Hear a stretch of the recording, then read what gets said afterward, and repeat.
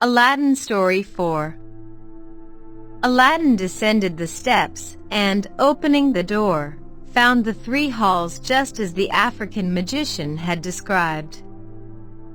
He went through them with all the precaution the fear of death could inspire, crossed the garden without stopping, took down the lamp from the niche, threw out the wick and the liquor, and, as the magician had desired, put it in his waistband.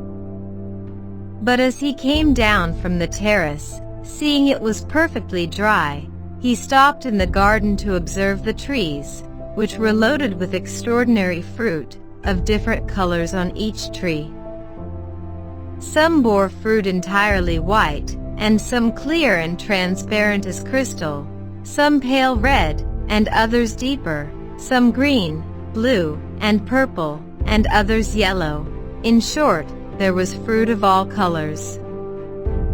The white were pearls, the clear and transparent, diamonds, the deep red, rubies, the paler, balas rubies, the green, emeralds, the blue, turquoises, the purple, amethysts, and the yellow, topazes. Aladdin, ignorant of their value, would have preferred figs, or grapes, or pomegranates, but as he had his uncle's permission, he resolved to gather some of every sort. Having filled the 2 new purses his uncle had bought for him with his clothes, he wrapped some up in the skirts of his vest, and crammed his bosom as full as it could hold. Aladdin, having thus loaded himself with riches of which he knew not the value, returned through the 3 halls with the utmost precaution, and soon arrived at the mouth of the cave, where the African magician awaited him with the utmost impatience. As soon as Aladdin saw him, he cried out, "Pray, uncle, lend me your hand, to help me out." "Give me the lamp first," replied the magician. "It will be troublesome to you." "Indeed, uncle," answered Aladdin, "I cannot now, but I will as soon as I am up." The African magician was determined that he would have the lamp before he would help him up, and Aladdin, who had encumbered himself so much with his fruit that he could not well get at it, refused to give it him till he was out of the cave.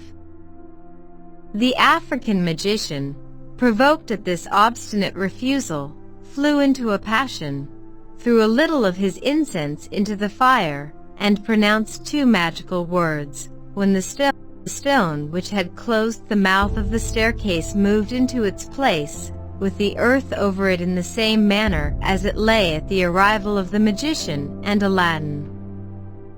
This action of the magician plainly revealed to Aladdin that he was no uncle of his, but one who designed him evil. The truth was that he had learned from his magic books the secret and the value of this wonderful lamp, the owner of which would be made richer than any earthly ruler, and hence his journey to China. His art had also told him that he was not permitted to take it himself, but must receive it as a voluntary gift from the hands of another person. Hence he employed young Aladdin, and hoped by a mixture of kindness and authority to make him obedient to his word and will. When he found that his attempt had failed, he set out to return to Africa, but avoided the town, lest any person who had seen him leave in company with Aladdin should make inquiries after the youth. Aladdin, being suddenly enveloped in darkness, cried, and called out to his uncle to tell him he was ready to give him the lamp, but in vain, since his cries could not be heard. He descended to the bottom of the steps, with a design to get into the palace, but the door, which was opened before by enchantment, was now shut by the same means. He then redoubled his cries and tears, sat down on the steps without any hopes of ever seeing light again, and in an expectation of passing from the present darkness to a speedy death. In this great emergency he said, There is no strength or power but in the great and high God." And in joining his hands to pray, he rubbed the ring which the magician had put on his finger. Immediately a genie of frightful aspect appeared and said, "What wouldst thou have? I am ready to obey thee. I serve him who possesses the ring on thy finger, I and the other slaves of that ring." At another time Aladdin would have been frightened at the sight of so extraordinary a figure, but the danger he was in made him answer without hesitation, "Whoever thou art, deliver me from this place." He had no sooner spoken these words than he found himself on the very spot where the magician had last left him, and no sign of cave or opening, nor disturbance of the earth. Returning God thanks to find himself once more in the world, he made the best of his way home.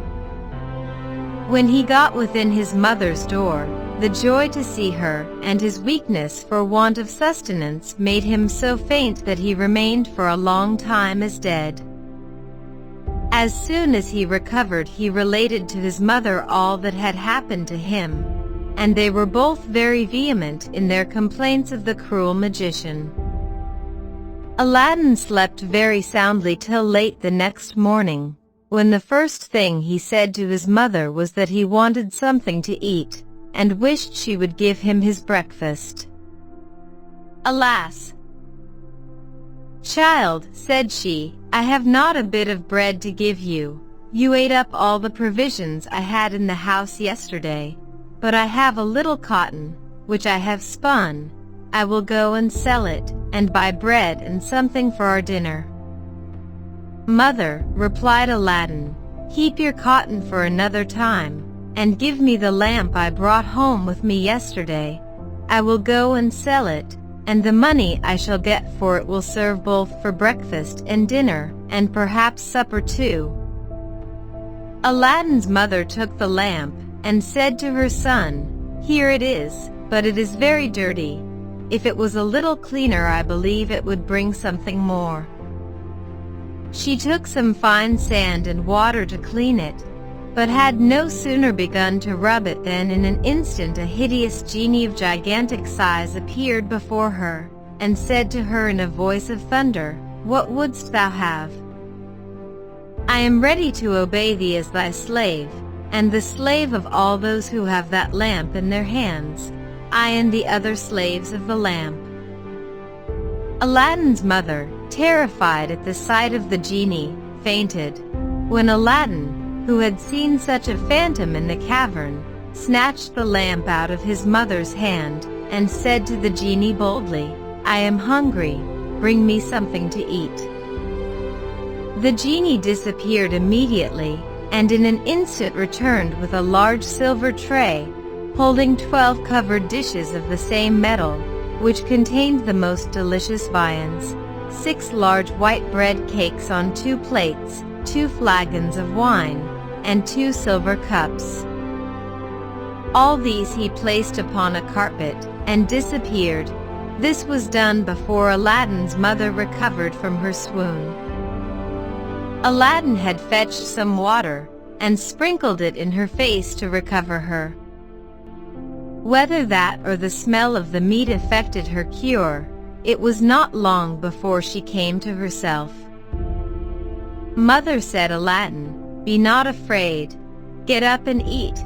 Here is what will put you in heart, and at the same time satisfy my extreme hunger."